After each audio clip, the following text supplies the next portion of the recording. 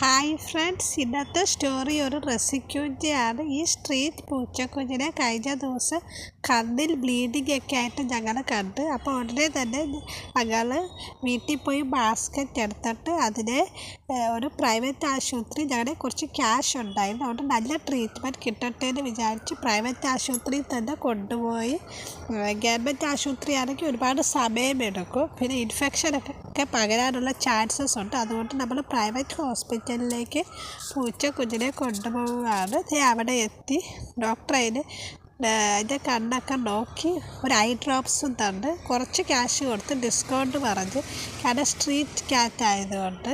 അപ്പോൾ ഞങ്ങളുടെ വീട്ടിൽ തന്നെ കൊണ്ടുവന്ന്, കാരണം ഡോക്ടർ എല്ലാ ദിവസവും ഇതിനെ കൊണ്ടുവരണമെന്ന് പറഞ്ഞു. പക്ഷേ എല്ലാ ദിവസവും ഞങ്ങൾക്ക് കൊണ്ടുപോകാൻ പറ്റിയില്ല. പക്ഷേ ഞാൻ ഐ ഡ്രോപ്സ് ഒഴിച്ചു കൊടുക്കുന്നുണ്ട്. ഇപ്പം നമ്മുടെ വീട്ടിൽ സേഫായിട്ട് അത് ഇരിക്കുകയാണ്.